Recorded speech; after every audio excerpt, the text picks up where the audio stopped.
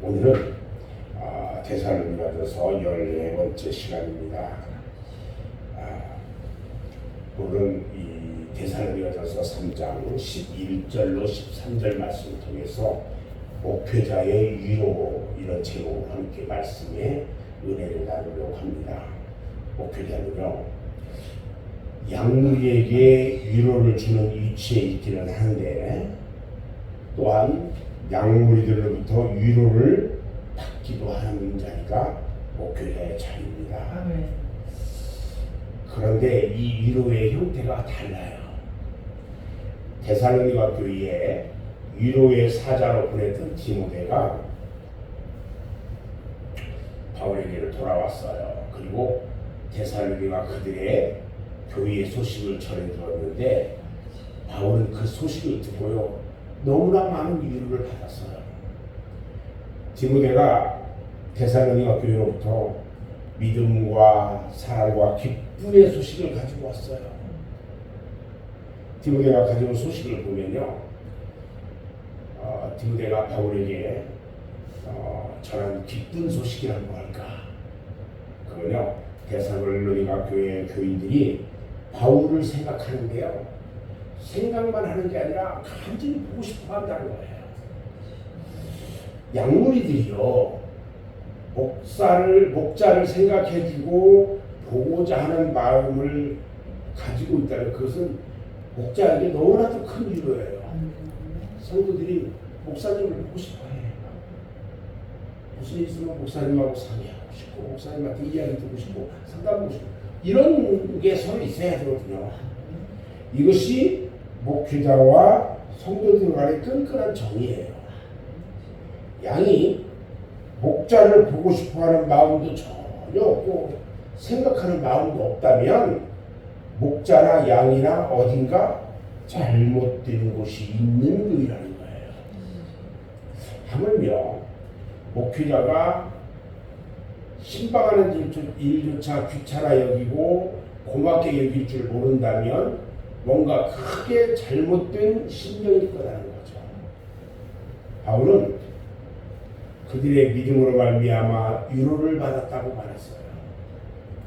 환난을 이긴 믿음, 시험하는 자의 유혹을 이긴 그 데살로니가 교회의 성도들의 마음을 들었을 때에 바울은 자신이 그들에게 복음을 전하고 그동안 보살펴주고 영적 아비의 입장에서 키워준 뿌듯한 그 보람을 느꼈어요.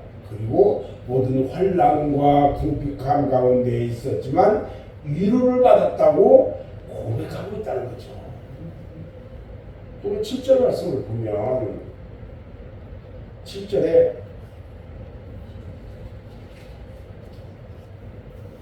뭐라고 합니까? 이러므로 형제들아 우리가 모든 궁핍과 환난 가운데서 너희 믿음으로 말미암아 너희에게 위로를 받아노라 이렇게 말씀해 주잖아요. 참으로 귀한 믿음이다 이렇게 생각이 돼요. 두 번째는요, 바울의 기쁨에 대한 이야기를 하고 싶어요. 바울에게는 남다른 기쁨이 있었는데 바울의 기쁨은 양들이 신앙으로 성장하고 환난을 이기는 그 믿음에서 얻었다고 했어요.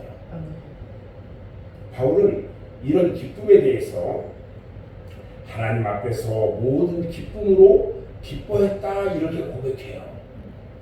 그리고 이 기쁨은 바울의 감사가 돼요. 이 목회자가 성도들이 이렇게 좋은 일들이 있잖아요. 그러면 목회자가 그걸 감사해요. 왜? 믿음으로 신앙생활하면서 그 일들이 잘 되고 그 일들을 통해서 막 기쁨에 겨워하잖아요. 그런 목회자는 감사할 수밖에 없어요. 그것들을 가지고. 지금 바울의 심정을 너무나도 잘 알겠다는 거죠. 그러면서 바울은요, 이 기쁨을, 이 바울의 기쁨 자체가 바울의 감사가 돼가지고 이 같은 일에 내가 무엇으로 하나님께 보답해야 하는가 이렇게 말하는 거예요. 오늘 9절 말씀을 보면요, 너희를 위하여 능히 어떠한 감사로 하나님께 보답받고 이러잖아요.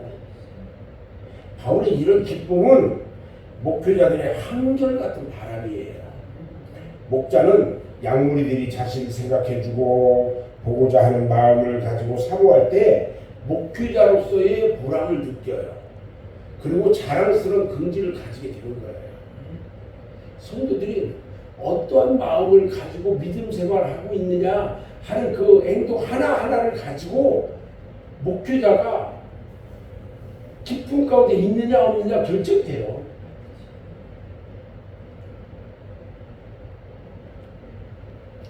그런 일들은 목회자에게 교회를 위해서 더 충성하려고 하는 마음을 솟구치게 하고 양무리들을 그 사랑에 보답하게 될 것을 생각하는 거예요. 작은 거에 이 마음이 쓰여요. 성도들 간에 그런 것들을 잘 이해하지 못하겠지만 당연히 해야 될 일들인데 예를 들어서 우리 성도들이 이사를 했어. 이사를 하는데 첫날 이사해서 잠을 자야 되는데 먼저 하나님 앞에 예배드리고 내가 자겠다 하는 이런 마음, 그런 마음도 감사한데 그 마음이 목회자를 감동시킨다는 거예요. 기쁨 가운데 그런 믿음 가운데 있는 그 자체를 그래서 목사는 그런 일들을 통해서 주님 앞에 감사하는 거예요. 우리가 새벽을 이렇게 깨우면서 이렇게 시간을 맞춰서 이렇게 나와서 잠깐 말씀을 듣고 그 말씀 붙잡고 살아가는 이 삶을 성도들이 안 나오던 성도들이 나와서 그 일을 하기 시작해요. 그러면 목사는 너무 감사해요. 그런데 얘기해도 듣지도 않고 그냥 아멘을 해놓고 집안들 한 개도 안 해요. 목사는요 너무 마음이 아파요. 오늘 바울이 이런 기쁨 가운데 있었지만 기도합니다. 데살로니가 교회의 그 아름다운 소식 그것들을 듣고 더욱 그들이 보고 싶었어요. 너무 보고 싶어요. 왜? 그들의 믿음이 막 성장해 있는 그 모습들이 막 너무너무 보고 싶은 거예요 지금. 그래서 바울은 하나님께 기도하는 마음으로 막 그들을 축복하면서 축원해요. 바울이 간구한 기도 제목이요. 왜냐면 너희 믿음의 부족함을 온전케 하려 하리라 이렇게 말해요.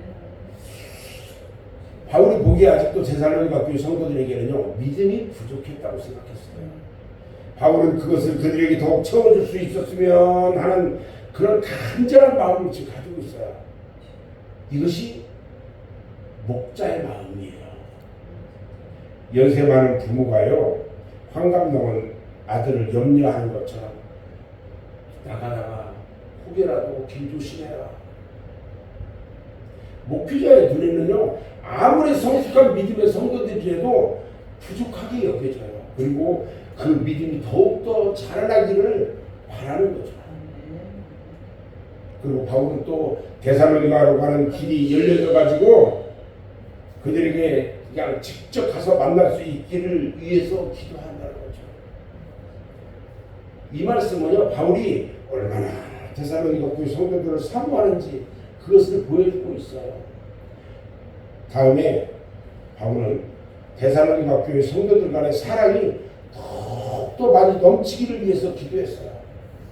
오늘 12절 말씀을 보면요. 또 주께서 우리가 너희를 사랑한 것 같이 너희도 빗자간의 모든 사람에 대한 사랑이 더욱 많아 넘치게 하사.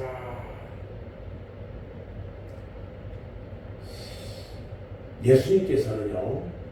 내가 너희를 사랑하는 것 같이 너희도 서로 사랑하라 이렇게 말씀하셨잖아요. 근데 바울은요. 우리가 너희를 사랑한 것 같이 너희도 빗자간에 사랑하라고 말씀을 하고 있다는 거예요. 이 같은 바울의 말은요. 바울이 주님의 온전한 사랑으로 교회 성도들을 사랑하고 있다는 증거가 되는 거예요.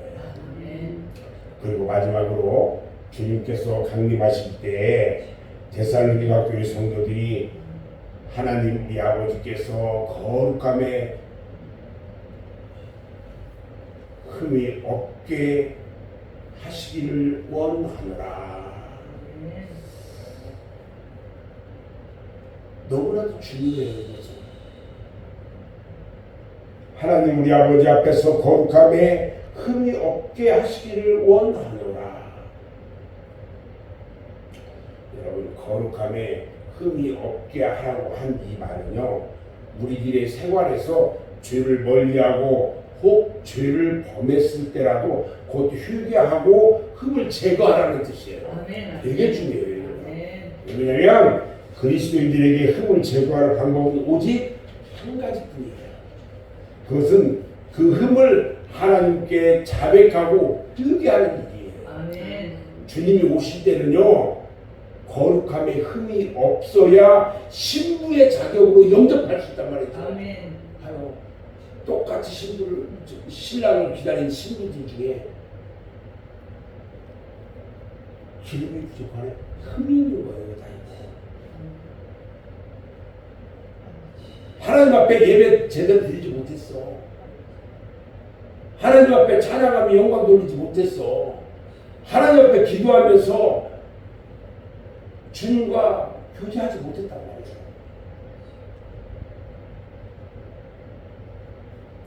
흠이 없어야 돼요. 저는 결론을 내리는데요. 여러분들께서는 목회자를 사랑하고 협력하고 위로해 줄 수 있기를 바랍니다. 아멘. 아멘. 그리고 믿음에 굳게 서서 흔들림이 없어야 돼요. 여러분들의 믿음이 성장하면 목회자는 큰 기쁨이 돼요. 우리 교회에 참 작은 무리들이 모여서 주님 앞에 예배하며 기쁨 가운데 드리는 예배들이 너무 아름다워요. 그런데 그 중에도 목회자의 마음을 편안하게 하는 성도들이 있는가 하면 그냥 말은 막 시끄러워. 꽹과리 같아. 그런데 목회자가 걱정하게 하는 사람도 있어요. 어떤 사람은 금방 할 것 같은데 안 해. 목회자의 신뢰를 잃어버리는 성도들도 있어요. 그러나 이제는 모두가 믿음이 점점 성장해서 목회자들의 기쁨이 다 되고 주님 앞에 흠이 없는 그런 성도들이 다 되어지기를 주님의 이름으로 축원합니다. 아멘. 기도하겠습니다.